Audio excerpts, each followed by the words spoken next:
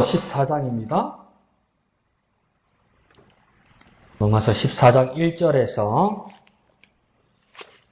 12절까지 다 같이 한 음성으로 읽겠습니다. 시작. 믿음이 연약한 자를 너희가 받되 그의 의견을 비판하지 말라. 어떤 사람은 모든 것을 먹을 만한 믿음이 있고 믿음이 연약한 자는 채소만 먹느니라. 먹는 자는 먹지 않는 자를 업신여기지 말고 먹지 않는 자는 먹는 자를 비판하지 말라. 이는 하나님이 그를 받으셨음이라. 남의 하인을 비판하는 너는 누구냐? 그가 서 있는 것이나 넘어지는 것이 자기 주인에게 있음에 그가 세움을 받으리니 이는 그를 세우시는 권능이 주께 있음이라. 어떤 사람은 이 날을 전날보다 낮게 여기고 어떤 사람은 모든 날을 같게 여기나니 각각 자기 마음으로 확정할지니라. 나를 중히 여기는 자도 주를 위하여 중히 여기고 먹는 자도 주를 위하여 먹으니 이는 하나님께 감사함이요. 먹지 않는 자도 주를 위하여 먹지 아니하며 하나님께 감사하느니라. 우리 중에 누구든지 자기를 위하여 사는 자가 없고 자기를 위하여 죽는 자가 없도다. 우리가 살아도 주를 위하여 살고 죽어도 주를 위하여 죽나니 그러므로 사나 죽으나 우리가 주의 것이로다. 이를 위하여 그리스도께서 죽었다가 다시 살아나셨으니 곧 죽은 자와 산 자의 주가 되려 하심이라. 네가 어찌하여 네 형제를 비판하느냐? 어찌하여 네 형제를 업신여기느냐? 우리가 다 하나님의 심판대 앞에 서리라. 기록되었으되 주께서 이르시되 내가 살았노니 모든 무릎이 내게 꿇을 것이요 모든 혀가 하나님께 자백하리라 하였느니라. 이러므로 우리 각 사람이 자기 일을 하나님께 짓고 하리라. 아멘. 자, 오늘 말씀을 전반부를 보면 뭐가 문제가 생긴 것 같은데 어떤 문제가 생긴 것 같냐면 먹는 거 가지고 문제가 생긴 것 같습니다. 그럼 우리는 또 큐티 잘하죠. 딱 쓰죠. 먹는 끝에 마음 상한다. 네. 먹는 거 가지고 사소한 것 가지고 반목하게 되고 믿음도 흔들리고 이렇게 됐던 겁니다. 근데 이게 왜 바울이 이걸 바로 잡아야 되는 것이 중요했냐면 지금 이 상황은 어디 상황이냐면 로마 교회의 상황이거든요. 바울이 염두에 두었던 것 같아요. 계속 앞으로 진행될 자기 선교를 위한 베이스 캠프, 그 본부를 로마에서 차리고 시작하고 싶었던 것 같아요. 왜요? 그때 지배하는 나라가 가장 강대국이 로마이기 때문에 로마를 통하여 이 일을 할 수 있는 것이 중요하다고 생각했겠죠. 그리고 어디든지 대도시, 제일 큰 도시에는 보면 뭐가 있냐면 여러 나라 사람들, 여러 민족들, 여러 언어를 쓰는 사람들이 많이 있습니다. 지금도요, 서울 가면, 서울이 옛날에 저와 여러분이 생각하던 거하고 다르게 서울에서 여러 말들을 씁니다. 지금. 여러 언어들을. 그래도 통할 정도죠. 그러니까 여러 나라 사람들이 있다는 거죠. 한 30년 전만 해도 가장 여러 나라 사람들이 많았던 도시가 영국 런던이었어요. 영국 런던에 가면 여러 다색 인종들이 있고 혼혈인들도 많고 그랬었어요. 그보다 더 위에는 뉴욕이었죠. 지금은 또 어디냐면 베를린에 가면 그렇게 여러 민족들이 많아요. 근데 이 당시에 로마가 그랬단 말이죠. 근데 여러 다민족, 여러 사람들이 로마 교회를 형성하다 보니까 문화가 다르고 쓰는 생각도 다르고 먹는 음식도 다르고 성경을 보는 관점도 약간 차이가 있었던 거예요. 근데 이게 절대적인 것이 아니고 차이인데 이게 마음이 못 받아들여 주는 거죠. 근데 이게 이렇게 반목이 일어나고 질시가 일어나서 나중에 싸우게 되면 나중에 바울이 이 로마 교회를 중심으로 할 수 있는 일이 흐트러지다 보니까 바로 잡아야 되겠다는 것이죠. 그러니까 먹는 게 되게 사소한 것 같지만 아주 작은 일이지만 바로 잡아줘야 됐던 겁니다. 그래서 더 쉽게 말하면 뭐냐면 음식으로 믿음의 여부가 갈리지 않는다 이거죠. 음식으로 믿음의 여부가 갈리지 않는다. 근데 우리나라 기독교 문화에서도 이 음식 때문에 문제가 되는 경우가 있죠. 그런 부분도 우리가 같이 적용해서 볼 수 있습니다.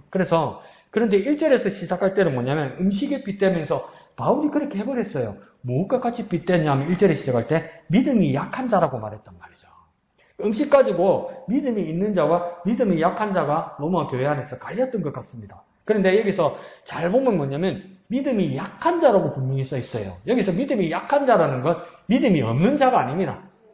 믿음이 있는데 건강하거나 건전하지 못하고 뭔가 예민하여 두려움에 사로잡힌 사람이다. 그러니까 목사님이 전에 말씀하셨듯이 얼마 전에 말씀하셨듯이 예민한 거하고 건강한 거하고는 다르거든요. 예민하고 건강한 거. 근데 우리는 어떻게 착각하냐면 예민하면 아주 뭐 깊이가 있는 것처럼 생각한단 말이에요. 특별히 믿음이나 영적인 문제에 대해서 예민하다고 생각하면 이 사람이 믿음이 강한 사람으로 우리가 그러니까 착각한단 말이에요. 근데 이게 영적으로 문제를 대도 믿음으로 얘기를 해도 예민한 사람이 믿음이 강한 사람이 아니라 그러니까 아주 면역력, 저항력이 작은 겁니다. 그러니까 이 사람들이 뭐 선한 영, 하나님의 기쁘신 뜻을 깨달을 수 있는 가능성도 높지만 이 영적으로 예민한 사람이 그러니까 악한 영에게 공격받을 가능성도 정말 큰 겁니다. 그러니까 이거 뭘 말하는 거냐면 건전하거나 건강한 거하고는 관계가 없다는 거죠. 그런데 여기서도 뭐냐면 믿음이 약한 자라는 건 뭐냐면 아주 예민하고 두려움이 많고 아주 주저하고 너무나 뭐랄까요 못하는 게 많고 성격으로 말하면 너무 까탈스럽고 필요 없는 일에 예민하고 뭐 이런 사람들을 말할 수도 있다는 겁니다. 그러니까 한편으로 뭘 생각할 수 있냐면 그리스도인이 되었으면서도 이 로마 교회 안에서도 그러니까 여러 사람들이 있었던 거예요. 유대인 출신도 있고 이방인 출신도 있고 저 멀리서 온 사람도 있고 혼혈인도 있고 그러니까 여러 언어의 문화권의 사람들이 있다 보니까 이 사람들 중에 뭡니까? 그리스도인이면서도 여전히 모세의 율법을 지키려는 사람이 있었다는 겁니다. 그런데 이게 율법을 지킨다고 할 때 이 율법은 어떤 율법이냐면 율법이 꼭 맞다는 것보다는 그러니까 생활의 방식에서 무엇을 먹고 먹지 말고 어떻게 사람을 대하고 이런 거는 다 쓸만하고 우리 생활에 적용할 만한 것들이잖아요. 근데 여기서 어떤 율법 안에 어떤 조항을 이 사람들이 지키려고 했냐면 음식이에요, 음식. 그러니까 장로들의 유전, 전통, 예의, 격식, 구분 이런 데 신경 쓰는 사람들이란 말이죠. 그러니까 여기에서 먹어도 된다, 안 먹어도 된다에 좀 갈렸던 것 같기도 해요. 근데 그보다 더 가 있을 수도 있죠. 그러니까 지금 한때 성경을 그렇게 해석하는 사람들도 있었죠. 요한계시록 7장이나 14장에 보면 각 지파에 1만 2천씩에서 14만 4천이 찾더라 이러잖아요. 그러니까 이제 저기 이단에서는 뭐랍니까? 천국 갈 사람이 14만 4천 명이다. 그러니까 각 지파 안에 들어가라 이렇게 했잖아요. 그런데 신천지에서 뭐가 문제가 생겼습니까? 진일교회는 14만 4천 명이 너무 값 있는 기라. 그러니까 이걸 어떻게 추린해야 될까 하다가 그래서 생각하다가 할 게 없었던가 봐요. 그러니까 시험을 치는 거예요, 시험. 시험을 치면 머리 팽팽대거나 돌아가는 젊은 애들은 해도 어린 아이들이나 나이 드신 분이 어떻게 해요?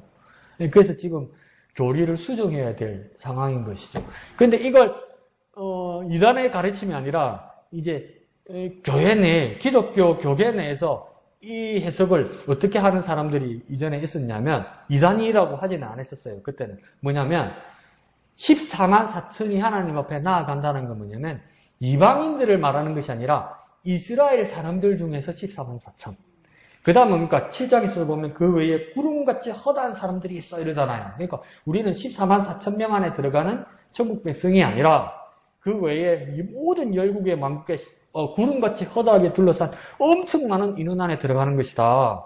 그러면 역으로 어떤 사람은 어떻게 계산하기 시작했냐면 유대인들이 예수님을 배척하는 사람들이었고 기독교인들을 박해하는 사람들이었는데 이제 종말이 다가오고 마지막이 다가오면서 이스라엘 사람 중에 유대인 중에 예수님을 믿는 기독교인들이 늘기 시작했다고 이제 이걸 이슈화하고 막 뉴스화하고 만들고 이랬단 말이에요. 그러면서 점점 예수 믿는 유대인들이 늘어난다 이런 거예요. 근데 그것도 이제 불안해지는 거예요. 다 찬 것 같고 어떤 데는 넘은 것 같거든. 근데 이 사람들을 뭐라고 불렀냐면 메시아닉 주라고 불렀어요. 그러니까 메시아를 기다리는 유대인. 근데 이 사람들은 그리스도인이라고 했거든요. 그때 한때 이 사람들이 상당히 교회 안에서도 뉴스화 됐었어요. 그래서 그 중에서도 제가 침례신학교 다닐 때도 메시아닉 주 중에 목회자 한 사람이 한국에 강연을 하러 왔었어요. 이스라엘 사람이죠. 이전에는 이제 유대 교인이었고, 그러니까 이분이 이제 뭐라냐면, 여전히 자기는 목사보다는 랍비라고 불리는 걸 더 좋아하더라고요. 근데 진짜 설명은 잘해요. 그 머리가 좋아하니까 뭐 이스라엘 사람들 영어도 잘하고 그냥 영어로 강의를 하고.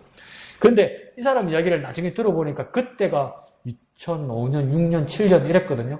그때인데도 이 사람이 자기가 그리스도인인데 뭐냐면 자기들은 교회 모임을 이스라엘에서 어떻게 가지냐면 토요일 날 안식일에 모이고 그 다음날 또 일요일, 주일날 또 모인다는 거예요.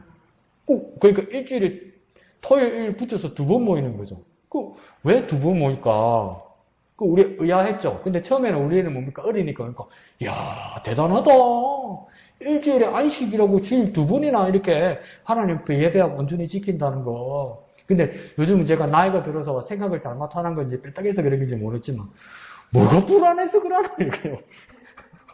뭐가 불안한 거야? 쉽게 보니까 안식일을 거룩하게 지키라니까 안식일 토요일이니까 이거 안 지켰다가 지옥 갈까 아닌가 이렇게 불안함이 보이는 거예요. 이제 와서 생각하니까. 그러니까 이건 뭡니까? 율법도 알고 복음도 율법의 정수도 알고 있었고 복음에 대해서 그리스도인이 된 사람인데 뭡니까? 오늘 본문대로 보면 믿음이 연약한 사람들이란 말이에요. 열심히 있는 것처럼 보이잖아요. 믿음이 대단한 것처럼 보이잖아요. 근데 왜 토요일도 예배를 하고 주일날도 예배를 해서 두 안식일과 주일을 다 같이 지키려고 할까요? 양쪽에다 다리를 다 걸쳐놔야 되는 거예요. 왜요? 불안하고 두려우니까. 이런 사람들이 믿음이 연약한 모습이라고 말할 수 있죠. 그런데 물론 지금 역사신학자들이 연구를 해보면 처음에 사도행전에서 볼 때도 교회가 시작되었는데도 보면 사도들이 다 어디에 모였습니까? 성전에 모였어요. 유대인들의 모임에. 그래서 베드로와 요한도 성전 행각에 있는 걷지 못하는 사람에게 기도해줘서 일어서게 해줄 때 됩니까? 유대인들과 같이 하는 기도 시간에 들어갔단 말이에요. 그래서 다 같이 유대인들과 같이 예배하고 안식일을 지키고 그러다가 더 갈수록 더 반목이 일어나고 적대감이 일어나면서 뭡니까? 쫓겨나면서 이제 뭡니까? 안식 후 다음날 주일날이 더 정착됐다는 것이죠. 그렇게 보는 사람도 있긴 있습니다. 근데 그날로 돌아갈 수는 없는 거 아니에요. 근데 불안해서 그것을 지킨다는 건 뭡니까? 오늘 바울이 말한 것처럼 믿음이 연약한 자일 수도 있다는 겁니다. 근데 또 믿음이 연약하다는 것의 두 번째 관점은 뭐냐면 앞에 내가 말씀드렸듯이 당시에 로마라는 곳은 국제도시란 말이에요. 근데 국제도시면 문화, 정치, 사상, 학문 이런 거 수준이 엄청 높아요. 근데 그게 뭐가 하나 다양성이 또 뭐가 끼냐면 종교의 다양성이 낍니다. 듣도 보도 못한 종교들이 다 들어옵니다. 그게. 그리고 이 당시에 우리 오늘 주일 오후에는 배우겠지만 이 당시에도 기독교가 아무리 열심히 해도 이렇게 주류 종교가 아니었단 말이에요. 대도시 로마에서 주류 종교가 아니었단 말이에요. 여기서 주류 종교는 뭡니까? 로마의 황제를 섬기는 일이죠. 그러면 뭡니까? 매번 의식에 로마의 황제와 우상에게 바치는 이제 제사들이 매번 거행되는 거예요. 그런데 사람들 다 안 그럽니까? 우리 이만임 선교사님도 웃으면서 그랬거든요. 한 번씩 기운이 떨어지는데 맛있는 고기 탕금 한번 먹으면 눈이 확 뜨이는 것 같다고. 그 사람이 기운이 떨어지거나 마음이 우울할 때 입에 맞는 음식을 먹으면 마음도 몸도 좋아지거든요. 근데 보통 우리는 뭐라고 그럽니까? 고기를 가락가닥 한번 먹으면 나는 고기 안 먹는다 그래도 고기 그렇게 매번 달아서 안 먹으시는 분 있죠. 근데 어쩌다가 한번 먹으면 입맛은 돌지요. 기운도 나고.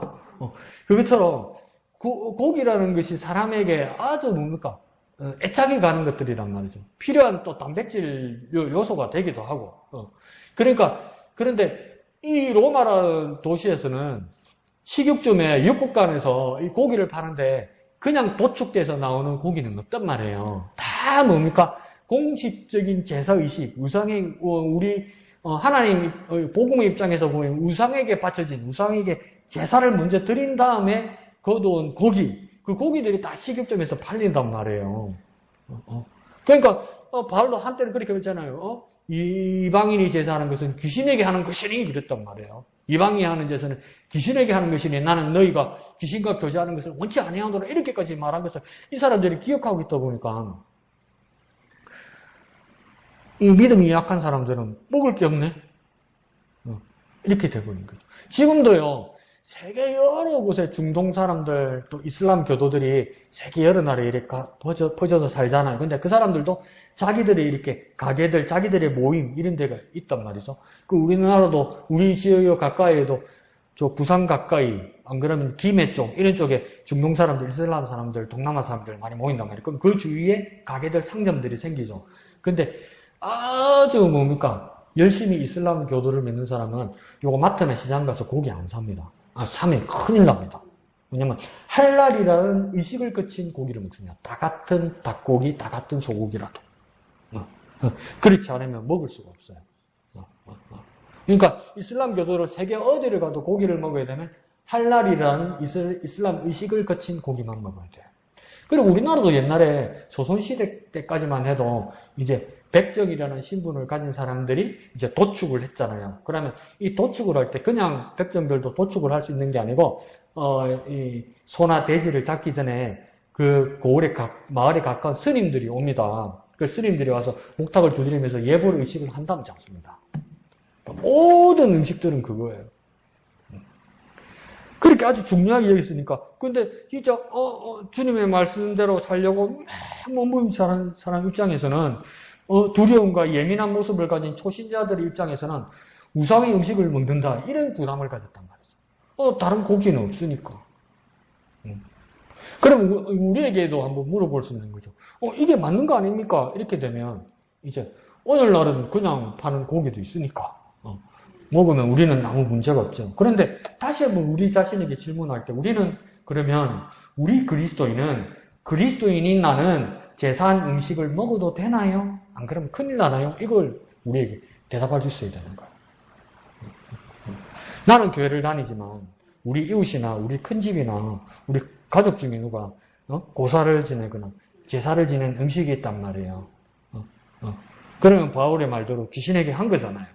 모든 이방인의 제사는 그렇게 한 거니까. 하나님께 하지 않은 거니까 귀신에게 했다 이 말이에요. 그러면 귀신에게 한 그 제사 음식을 먹어도 되나 먹으면 안 되나 이거죠. 우리 생각에 먹으면 큰일 날 것 같잖아요. 그죠? 먹으면 안 되는 거잖아요. 원칙대로 하면. 그래서 아직도 어느 교회 어느 가르침에서는 못 먹게 해요. 우리나라에서. 그래서 어머니한테 따로 음식을 해달라고 하거나 자기가 따로 음식을 해서 먹는 사람도 있어요. 그런데 바울이 이끌어가고 싶은 말은 뭐냐면 음식은 다 하나님이 주신 거니까 먹어도 된다 이거죠. 그렇게 말하는 거죠. 넓게 보면 그 말이 맞아요. 다 하나님 주신 거니까. 근데 하나님 주신 거니까 마음 놓고 먹으라니까 이제 뭐가 문제가 생기냐면 이렇게 다 풀어놓으니까 제사를 지낸 거라도 하나님 주신 거니까 내가 감사함으로 하나님 앞에 기도하고 먹으면 되지. 우상이 무슨 고기를 주고 우상이 무슨 음식을 주냐. 다 하나님께서 자라게 하시고 하나님께서 키워주시고 하나님께서 내게 주신 상이니까 감사하며 먹으면 되지. 이 말이 맞죠. 근데 그렇게 풀어주고 나니까 이제는 뭡니까? 우상에게 절도 하고 의식에도 같이 가고 거리낌도 없고 두려움도 없고 우상의 성님이 같이 섞이더라는 말이에요. 그냥 그 사람들하고 같이 어울리더라는 거예요. 그러니까 이게 예수쟁인지 아닌지, 이 사람이 우상을 섬기는 사람인지 아닌지 구당하게 살더란 말이에요. 그 제사 지내고 거둬온 음식을 다 같이 먹을 때 누가 기도하고 먹냔 말이에요. 기도 생략하고 먹지. 양심 있으면 말을 해야지. 그러니까 이걸 어떻게 해야 되냐 이 말이죠. 목사님 어쩌란 말입니까? 너는 모르죠. 근데 1절에 보면 당시 로마 교회의 건전하고 건강한 그리스도인들은 본래 이것에 대해 그리낌이 없었던 것 같아요. 괜찮다. 하나님 앞에 감사하면 뭐. 근데 이게 왜 문제가 안 됐냐면 그리스도인 공동체였단 말이죠. 대부분의 식사의 나눔들이 뭡니까? 거기 우상에게 바쳐진 것을 시장에서 사가지고 와도 뭡니까? 그리스도인 공동체에서 나눴단 말이에요. 그러니까 그리스도인의 식사가 되었단 말이에요. 근데 우리는 뭐 하나 먹으려고 뭡니까? 우상의 모임에 들어간단 말이에요, 우리는 지금. 그게 그냥 섞여버린단 말이에요. 그거는 큰 차이긴 하죠. 근데 바울의 근면은 뭐냐면, 그렇다고 이걸 먹지 않는 이 믿음이 약하다고 생각하는 사람들을 공개적으로 증명하고 비판하지 말라 이겁니다. 비판하지 말라. 먹지 못하는 사람을 비판하지 말라. 이게 왜 그러냐면 맞고 그르고를 떠나서 지금 로마 교회 공동체 안에서 의견이 갈린 거잖아요. 그러면 포용할 준비를 해야지. 지금 이렇게 생각하는 것이 잘못되었다고 이것을 정지하기 시작하면 뭡니까? 분립이 일어나는 거죠. 분리가 일어나는 거죠. 그럼 어떻게 해야 될까요? 2절에 보면 뭡니까? 사람마다 단계나 이해 방식이나 때가 다 다르니까 바울은 뭘 해라고 이야기하는 거냐면 이해해 주라는 겁니다. 안 되는 사람들, 못하는 사람들을 바울이 이해해 주라고 이야기하는 겁니다. 이해해 주라. 그러니까 이 정도는 틀린 게 아니다. 더 제가 좀 쪼잔하게 이야기해 볼까요? 이거 먹는다고 지옥 가겠나? 이거 안 먹는다고 지옥 가겠나? 이거 먹는다고 지옥 가겠나? 믿음이 없어서 벌벌 떤다고 지옥 가겠냐? 먹는 것 가지고 지옥 가고 천국 가고는 아니지 않느냐 이 말이에요. 그러니까 이건 틀린 게 아니라 다르다고 봐줘야 된다는 거죠. 틀린 게 아니라 다르다.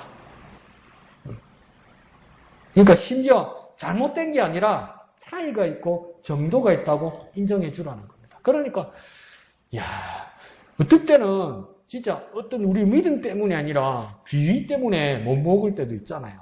내 몸. 그러니까 남미 지역에 선교사로 가셨던 선교사님, 우리나라 분인데 선교사님 부부가 이제 부족들을 찾아가면서 복음을 전하고 이러는데 원주민 추장한 사람이 반갑다고 선교사님 부부한테 특별히 이제 음식을 해가지고 주는 거예요. 그 이름도 이름 아니다. 뉴트리아라고 있죠. 목사님 뉴트리아. 왕지. 진데 이따만한 쥐 있잖아요. 김해에 그거 막 나와가지고 그 잡는다고 난리 났었잖아요. 막 생태계 교란시킨다고. 아마존에도 막 이따만한 쥐들이 사는 거예요. 그 추장이 선교사님 부부 환영한다고 그 쥐를 목도 안 따고 이런 걸 그냥 꼬쟁이 꽂아가지고 이렇게 구워가지고 최고 맛있는 거라고 주더라고요. 근데 돌아서 토할 값에 남자 선교사님은 드실 수 있겠, 남자니까 참고 드시겠죠. 근데 그 여자 사모는 어떡합니까? 또 받은 게 발이야, 발. 지 발하고 똑같아요. 크기만 다르지. 이래 된 걸 그냥 이렇게 뚝 뜯어가지고 주는 거예요. 네?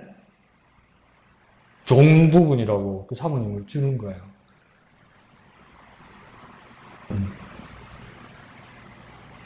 맛있게 먹는다는 말 못하겠고 진짜 눈물겹게 봤는데 열심히 드시더라고요. 열심히. 그때 이제 한국 카메라하고 같이 따라갔거든요. 그러니까 카메라 감독이 물어봤어요. 사모님 맛이 어떠세요? 이렇게 물어본 거예요. 그것도 왜 물어보냐? 그러니까 사모님이 웃으면서 뭐랬냐면 한국말이니까 이분은 못 알아듣잖아요. 웃으면서 무슨 맛이겠어요? 지 맛이지. 지는 언제 먹어봤겠어요? 그 이해해주는 마음으로, 받아주는 마음으로 먹었단 말이에요. 인정해준다는 거죠. 바울이 그렇게 해주라는 거예요. 내 중심으로 가지 말고 상대를 생각하는 마음으로 가라는 거예요. 믿음이 연약한 자에게 비판하거나 이렇게 까탈스럽게 굴지 말고 말하지 말고 못 먹으면 못 먹는 대로 봐주라는 겁니다. 더 나아가서는 뭡니까? 우리가 이제 믿음이 없는 사람들을 향해서 나아갈 때도 그 사람들을 향해서 우리가 다 받아주고 이해해 줄 수 있는 마음으로 그들을 받아야 된다는 거죠. 그래서 그분은 어떤 경가치를 나는 떠나서 그렇게 그 사람들이 대접해 주는 대로 받아 드시는 것만 해도 훌륭한 선교사님이라고 난 생각해요. 왜 그럴까요? 나는 도저히 자신이 없으니까. 그분이 뭐 식성이 좋아서 그러겠어요? 주님의 마음으로 마음이 넓으니까 그렇게 하는 거 아니에요. 주님의 마음이 그게 있으니까 그런 거 아니에요. 대한민국에 어떤 여자가 지 발을 주면 손이라도 한 짚어보겠어요? 잡아보겠어요?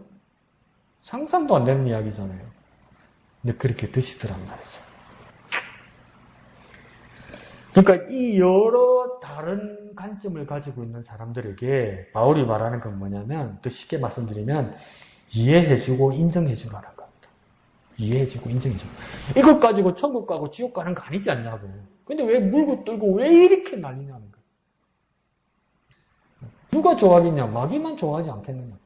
먹는 거 가지고 이렇게 싸우고 갈라서면 마귀만 좋아하지 않겠느냐. 그러니까 우리가 이걸 이기는 방법, 극복하는 방법은 뭐냐? 이해해주라. 인정해주라. 이렇게 말씀하십니다. 2절을 더 상세히 보면 신앙의 관점이 더 깊은 관점으로 간 사람도 있습니다. 어떤 사람도 있습니까? 참 감당하기 힘들죠. 채소만 먹는 사람도 있어요. 나 안 먹을란다. 나 풀만 먹을란다. 먹을 거 없으니까 이런 사람도 있어요. 근데 요즘으로 보면 베지테리안도 넘어서서 비건 뭐 이런 사람들이겠죠. 근데 더 나가는 사람도 있습니다. 뭐랍니까?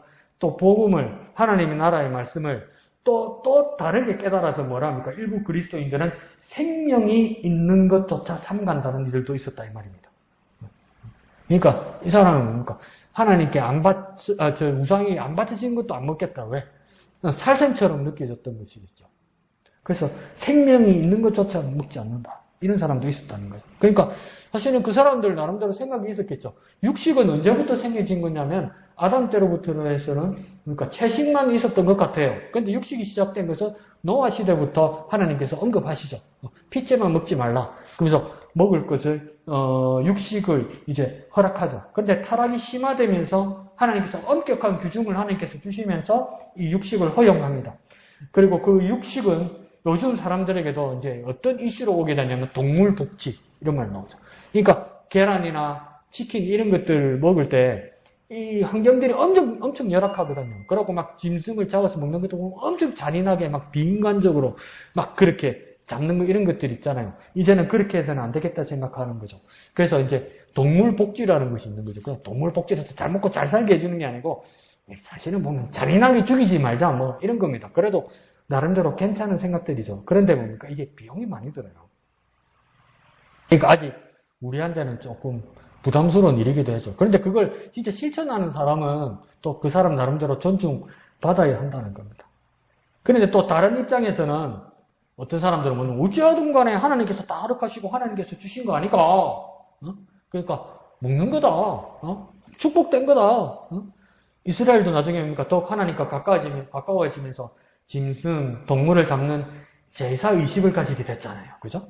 그래서 그 제사의식에서 그 고기의 일부를 하나님께 드리는 거고 일부는 사람이 먹는 거고 그러면서 그 의식 가운데서 하나가 되는 모습을 주신 것이잖아요. 그러니까 고기 먹는 게 또 잘못된 것은 아니죠. 그런데 또 더 문명화되고 제사가 폐지된 현대 교인으로서는 뭡니까? 더 이상의 육식을 거절하는 사람도 있다. 이렇게 보면 되는 겁니다. 이런 사람도 있다. 그걸 가지고 비난하거나 비꼬거나 조롱하거나 이러면 안 된다는 거죠. 그냥 이해해 주라는 겁니다. 아, 그렇구나. 존중하고 이해해 주라는 겁니다. 왜 다른데 존중하고 이해해 줘야 될까? 그리스도 안에서 하나가 되어야 되니까.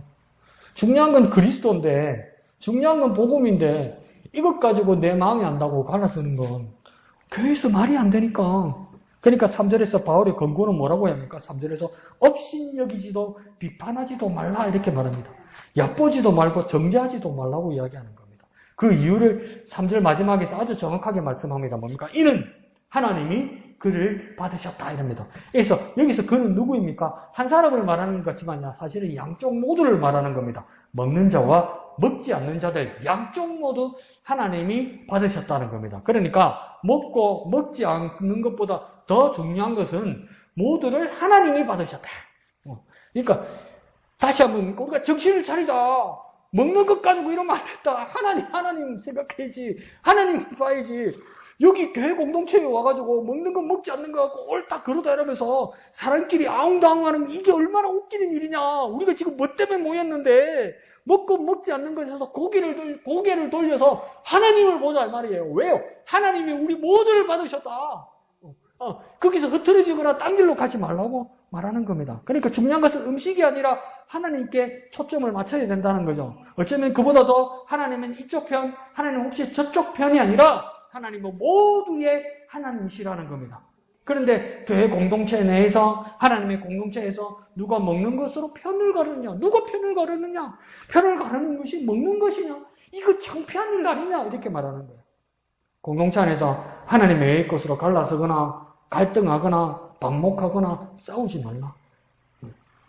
의견이 다르면 그냥 소통하라고 말하는 겁니다. 더 쉽게 말하면 음식이 아니라 하나님 아니냐? 이렇게 물어보는 거죠. 하나님 모두를 받지 않으셨냐? 뭐 하다가 이 지경이 되었느냐? 이렇게 물어보는 거예요.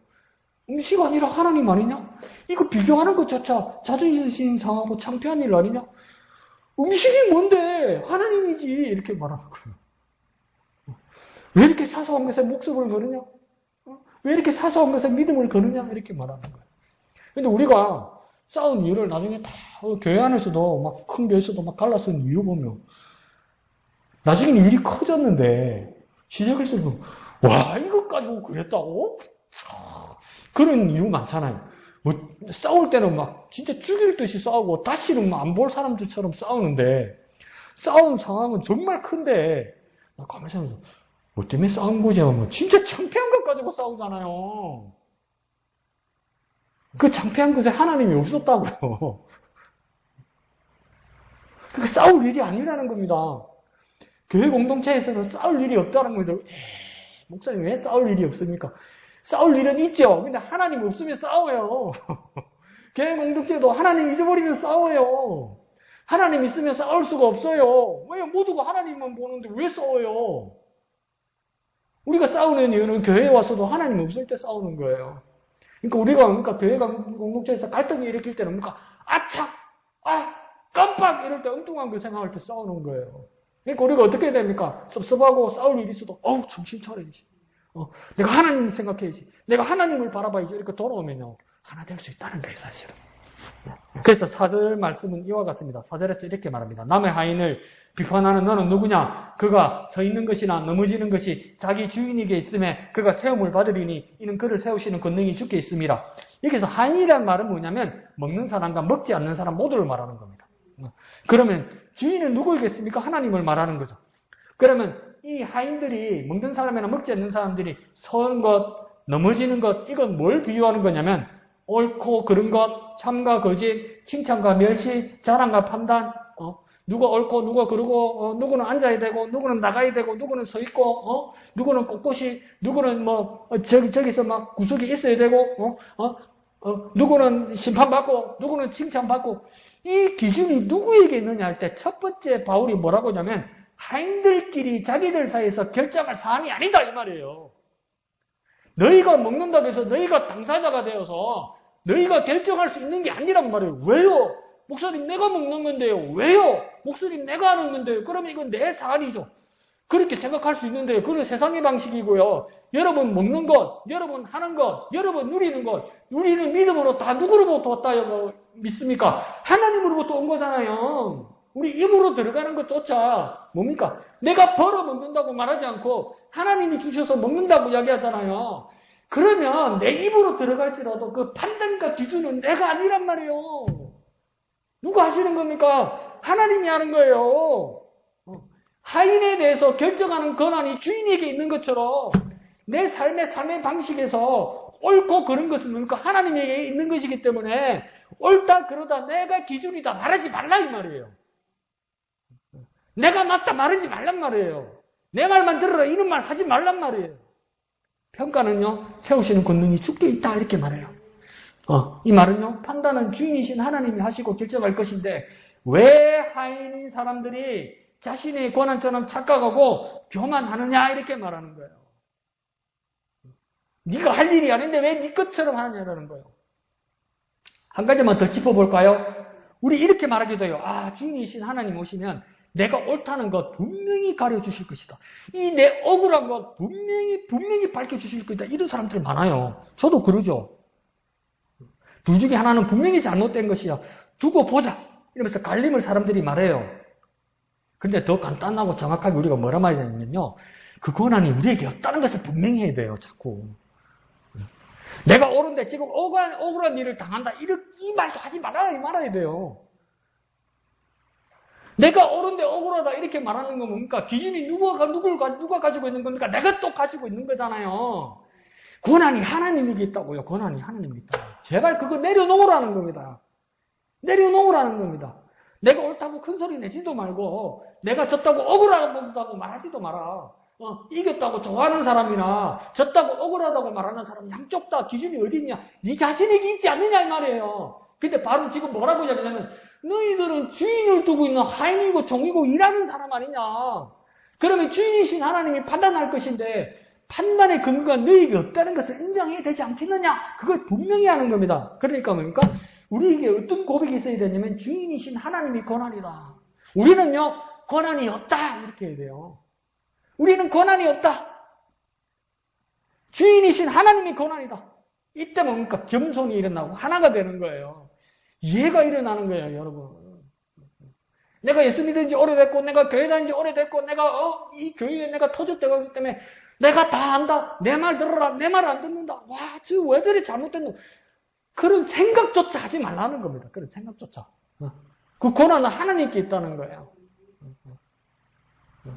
한번 해볼까요? 하나님의 권한이다. 우리에게는 권한이 없다. 하나님의 권한이다. 하나님의 권한입니다, 여러분. 자, 그럼 5절에 또 다른 갈등이 있습니다. 날, 곧 절기에 대한 견해들도 갈렸습니다. 이때는 아직 유대교에서 그리스도교로 완전히 분화되지 않았기 때문에 더욱 성경에 나오는, 토라에 나오는, 모세율법에 나오는 절기들에 대해서 여전히 지켜야 된다고 생각하는 사람도 많았고 경중을 가지고 다양한 의견이 있었습니다. 어느 절기가 더 중요하고 나머지는 안 해도 되고 막 이런 말도 있었던 거예요.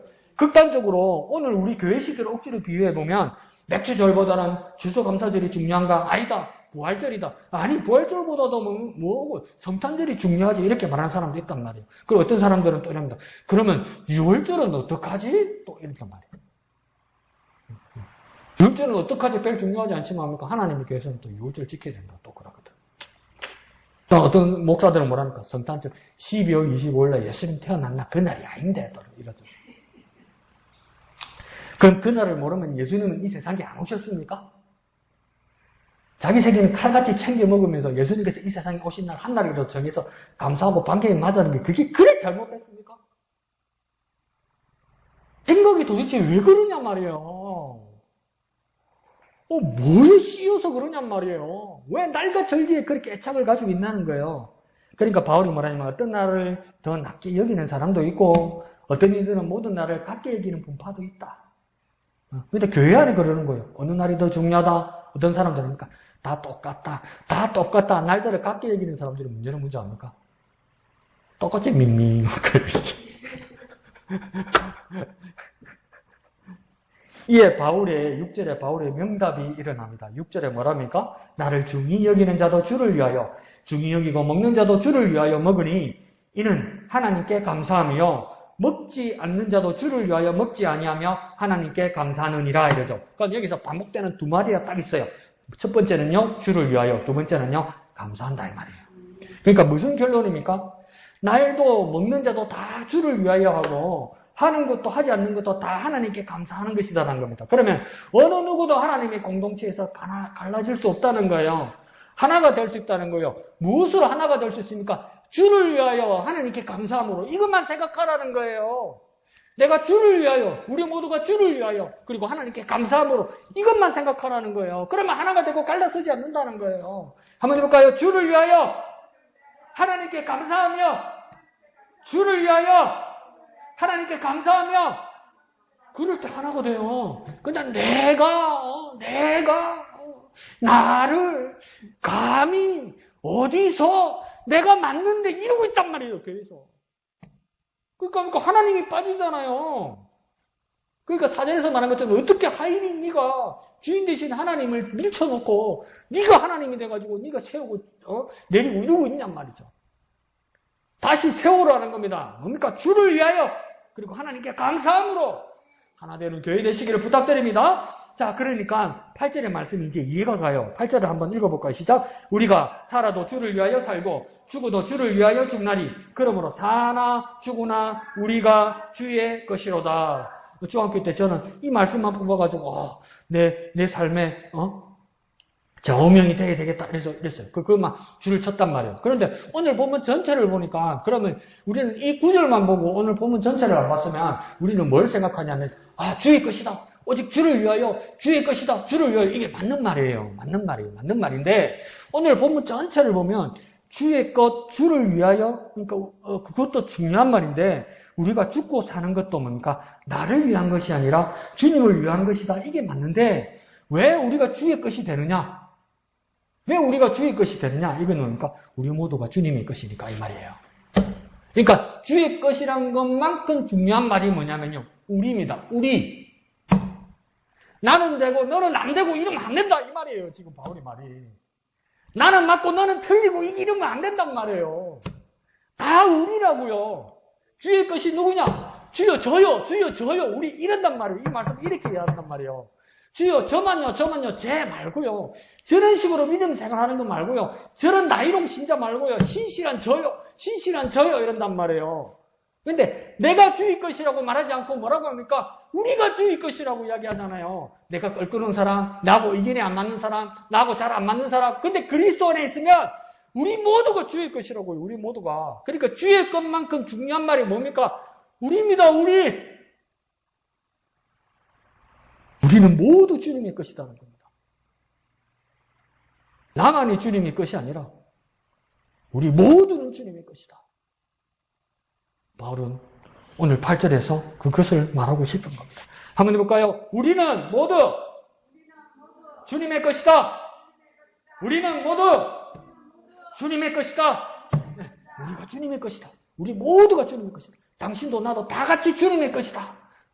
그렇게 확신하는 저와 여러분 되시길 부탁드립니다. 그래서 9절에서 바울의 이 이유는 아주 절묘하고 중요하고 놀랍습니다. 9절에서요. 이를 위하여 그리스도께서 죽었다가 다시 살아나셨으니 곧 죽은 자와 산 자의 주가 되려 하심이라. 그러니까 우리는 뭔가 주님께서 죽었다가 다시 살아나셨으니까 부활의 주님이시니까 산 자만의 주님이다.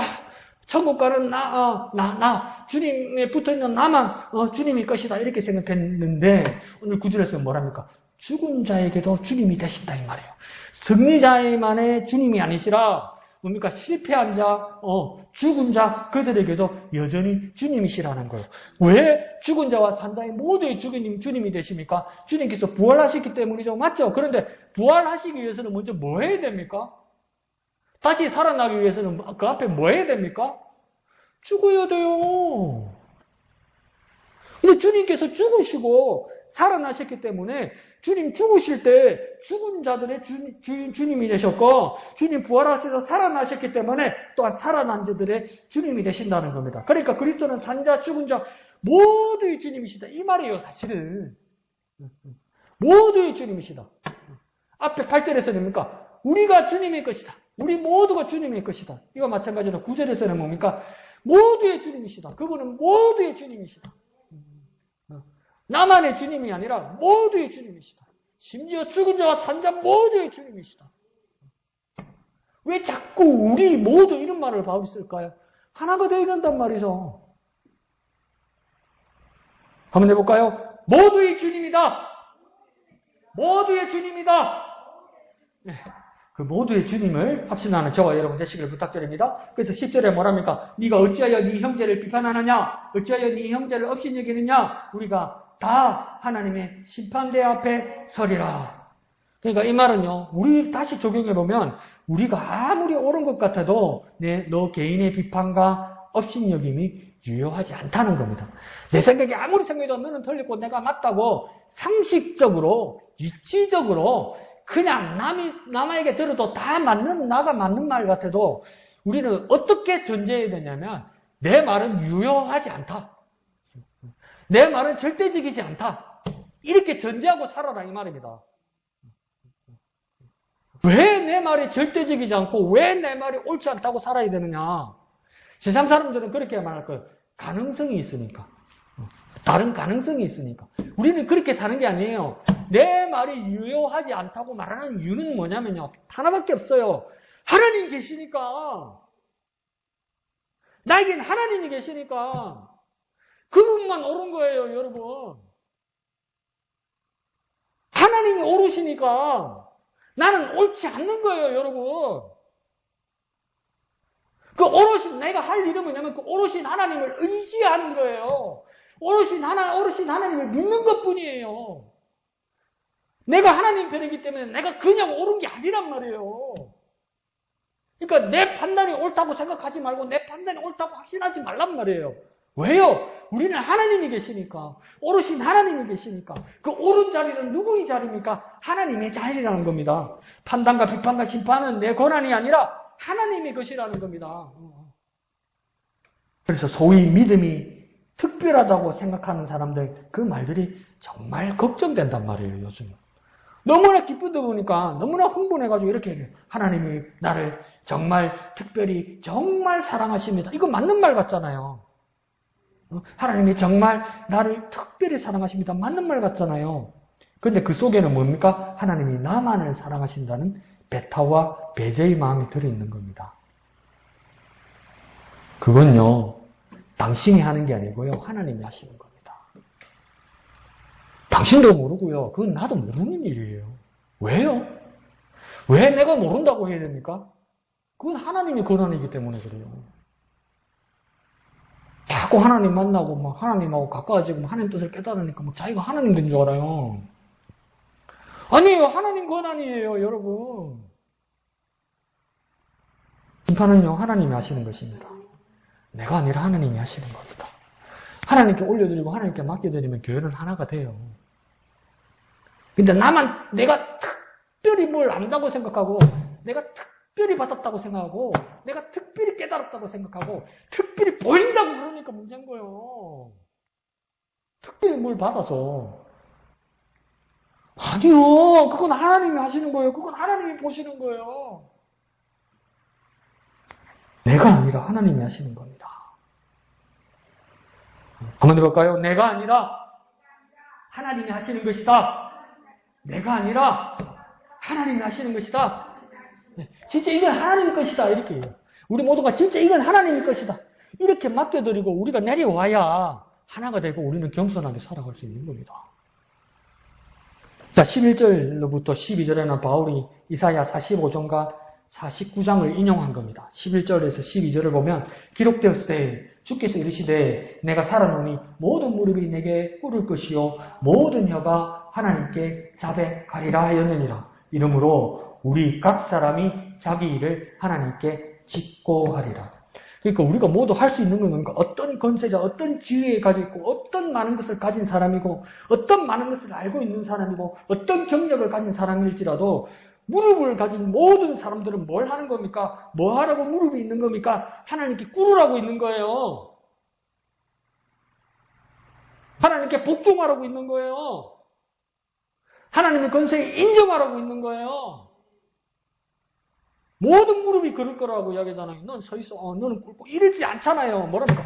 모든 무릎이 꿇을 거라고 하잖아요. 모든 권세자들이, 모든 가진 자들이 무엇입니까? 하나님의 권세를 인정하고 무릎 꿇고 겸손히 있어야 할 것이다. 이 말이에요. 그리고 뭡니까? 하나님께 자백하리라. 하나님께 고백하게 된다는 거예요. 내가 무익하다는 거. 내가 부족하다는 거. 하나님이 권세 주신 분이라는 거. 그 하나님 앞에 서면 어떤 변명도 없이 고백밖에 안 나와요. 하나님 제가 이래서 그랬고요. 이건 사정이 그래서 그랬고요. 그 말 안 나와요, 여러분.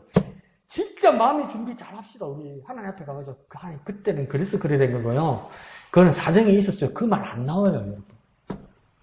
하나님 앞에 가면 안 나와요. 그냥 그대로 다 자백하게 돼요. 우리 하나님 앞에 가면 이유를 설명할 게 없고요. 변명을 할 게 없고요. 그냥 자백밖에 없어요. 하나님 앞에 서면. 그러면 우리가 세상을 어떻게 살아야 할지 답이 나옵니다. 진실되게 겸손하게 사는 거 말고는 방법이 없어요, 여러분. 그때는 꾸미거나 과장하거나 숨기거나 이 말이 안 돼요, 여러분. 하나님 앞에는. 자백하는 것밖에 없어요. 있는 그대로 보여드리는 것밖에 없어요. 그러니까 우리가 이 세상에서 얼마나 겸손하게 살고 얼마나 순종하고 얼마나 말씀대로 살아야 됩니까? 지금 우리끼리는 숨길 수도 있고 덮을 수도 있고 적당히 꾸밀 수도 있고 과장해서 말할 수도 있고 죄송합니다. 저도 그러고 살겠죠? 거짓말하기도 하고 이러는 거예요. 우리끼리는 돼요. 그러니까 확실해지죠? 우리는 하나님이 아니라는 거. 또 뭡니까? 확실하죠? 인정하셔야 돼요. 우리가 하나님만큼 특별하지 않다는 거. 맞잖아. 그러니까 그러지. 그딴 식으로 살지. 근데 하나님 앞에는 그게 안 돼요, 여러분. 그걸 준비하면서 이 세상을 살아야 돼요, 여러분. 주님께 나아갈 그날을 준비하면서 정말 진실되고 겸손하게 살아야 돼요. 얼마나 연습하고 얼마나 준비하고 살아야 되겠습니까? 한번 섬찟하지 않습니까? 섬찟하지. 그러니까 이 말씀을 저는 준비한다서 여러 번 할 수 없이 보게 되잖아요. 그러면 마음에 툭툭 걸리는 거예요. 이런 거는. 와, 그때 와서는 거짓말도 안 하고 변명도 못 하고 그건 그게 아니고 이것도 안 되고 어떡하지? 내가 지금 이 세상을 살면서 지금 이렇게 정신 놓고 살 것이 아니라 얼마나 진실되고 겸손하게 살아야 되는가. 또 아는데 그냥 눈 뜨면 또 그렇게 안 사라지는 게 정말 제 자신이 제가 안타까워요. 이렇게 정말 주님 앞에 진실하고 겸손하게 살아가는 삶을 훈련하는 저와 여러분 되었으면 좋겠습니다. 자, 그러면서 각 사람이 하나님께 직고한다잖아요. 이게 뭡니까? 직접 보고한다는 겁니다. 내가 말을 만드는 게 아니고요. 그냥 쏙 드러난다는 거예요. 직고한다고, 직접 보고한다는 거죠. 직접 보고한다는 말은 뭡니까? 중간에 누가 끼일 수 없다 이 말입니다. 중간에 누가 끼어서 대신 말해주지 않아요. 대신 해주지 않아요, 여러분. 지금은 그냥 같이 묻어갈 수도 있고요. 그냥 눈 감아 들을 수도 있고요. 그냥 이해해 드릴 수도 있지만 하나님 앞에는 내 혼자 선단 말이에요.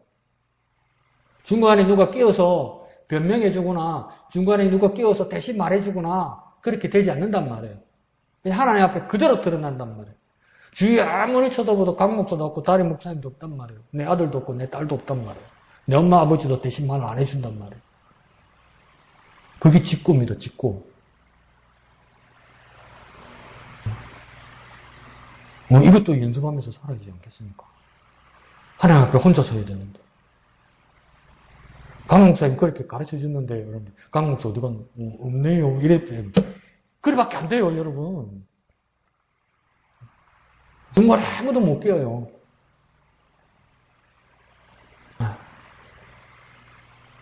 그러니까 뭡니까? 하나님밖에 안 보이는 거죠. 자, 그럼 오늘 말씀의 결론은 무엇일까요? 처음에 말씀드린 것처럼 애들처럼 먹는 것 가지고 편가르지 말고 싸우지 마라. 믿음은 그런 것이 아니다일까요? 일부는 그럴 수 있습니다. 그 말도 이해가 가는 말입니다. 근데 더 나아가서요. 진짜 믿음은요. 우리가 가르는 것이 아니고 하나님이 하나 되게 하는 것이에요. 진짜 믿음은요. 우리가 갈라내는 게 아니에요. 하나님이 하나 되게 하시는 거예요. 그냥 자꾸 우리는 갈라내려고 그래요. 쳐내려고 그래요. 근데 갈라내고 쳐내는 내가 보면 그렇게 내가 옳은 것도 아니야. 그렇게 내가 바른 것도 아니야. 지나고 나면 후회할 것밖에 없어. 왜요? 난 사람이잖아요. 난 하나님 아니에요. 근데 하나님 아닌 내가 하나님 노릇하고 하나님 행사하면서 사람들 쳐내고 갈라내고 따돌리고 조롱하고 비웃고 이렇게 살고 있단 말이에요. 근데 정작 하나님 하시는 일은 뭡니까? 하나 되게 하신단 말이에요. 그러니까 하나님은 얼마나 다른 일 합니까? 우리는요 하나님인 척 하는 거예요 그냥. 근데 하나님은 뭡니까? 진짜 하나님 일을 하시면서 뭡니까? 하나 되게 하는 거예요. 우리는 하나님인 척 하면서 갈라내고 부수고 망가뜨리는 거예요. 믿음이 있다고 이야기하면서도. 근데 하나님은 정작 뭐합니까? 하나 되게 하시는 거예요. 우리는 흩어버리고요. 하나님은 모으세요. 그러니까 우리가 하나님 뒷거리 하면 안 돼요. 하나님 흉내 내면 안 돼요. 하나님을 바라보면 하나님께 순종해야죠. 제발 하나님 흉내 내지 맙시다. 나도 모르게 제발 하나님인 척 하지 맙시다. 하나님만 바라보고 하나 되게 하시는 하나님 따라 믿음으로 살아가는 저와 여러분 되었으면 좋겠습니다. 그럼 우리는 이제 어떤 생각이 나집니까?